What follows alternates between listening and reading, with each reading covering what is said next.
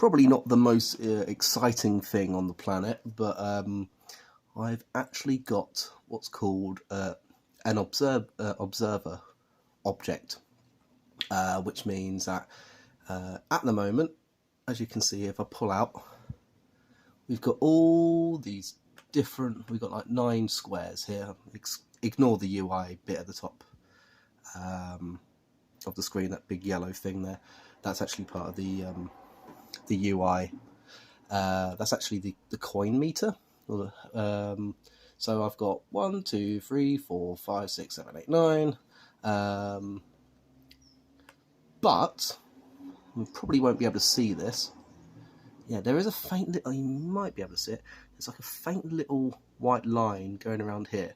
So everything in this area, well, at the moment, well, when I say everything, it's literally just the 3 pots and the 3 enemies you can see on the screen there. They're kind of tied to this little location, which means that if I exit, what was happening before is when I'd exit a scene, or say if I went from this area up here and down again, if one of these enemies started to follow me and it got to there, what it would do is it would stay there.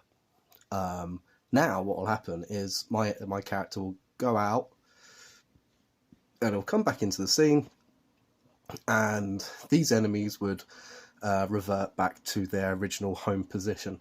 Same with these pots as well. I mean, these pots respawn because that's how they're programmed. Now, I haven't also noticed that this camera, I've got a little there's a little spirit rule thing attached to the tripod which tells me if it's level. According to that, it's not, but it is, which leads me to believe that probably the whole house is not level. It's an old Victorian house anyway, so what do you expect? So, again, like I said, it's not the most exciting thing, but it will mean that later on I can have various things happening.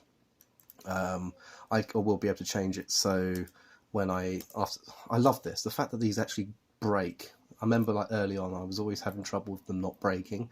Collect the coins.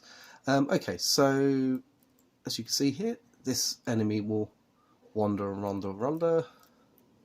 Just get them all to wander about. Come on, everybody. Oh, fuck. Let's leave. Okay, so at the moment they all were kind of in a little gang waiting for me to come back.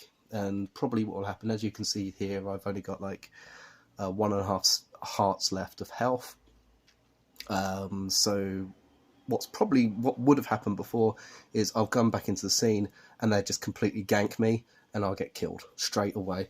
But now, if I go in back to not Firelink Shrine, they've reverted back to their original positions. Now, this I know this isn't interesting. It's kind of dull, but this is the building blocks for later things. So if I come out of this, eventually what I'm going to be doing, I might do it later today. If I go to dungeons, oh yeah, let's fucking save it just in case things fuck up. So, you know, I've got my dungeon here. I've got a locked door which requires a key. I've got a locked door which requires to go on that button, and I'm going to have an area here with loads of enemies, and the only way that the door is going to unlock is if you defeat all the enemies, and then it will lead on to here. Actually, and what I might do is I'm going to restructure this so that it's all one long line. So I'm going to have, instead of having 6 separate rooms next to each other, well, not, but you know what I mean.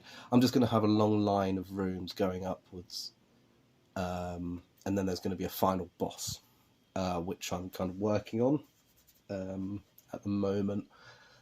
It's not going to be at all a rip-off of any Dark Souls or Bloodborne enemies. It's not. it's not going to be a rip-off, okay? But yeah, it will be. So yeah, so I'll go back to my overworld.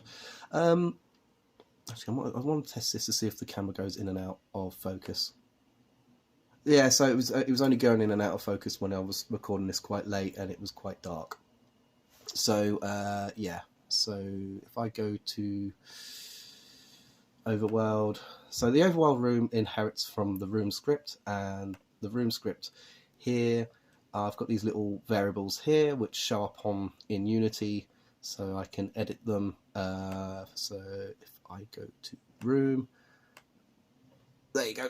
There's the overworld room script, which inherits from room script, and it then tells me there's 3 enemies there, 3 pots there, which is what's in that little area.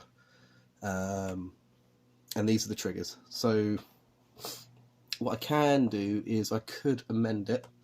I think it's just a case of changing it from true to false and false to true again, or vice versa on certain sections, so that when I destroy the pots, they actually stay destroyed. And that's what I've done so far.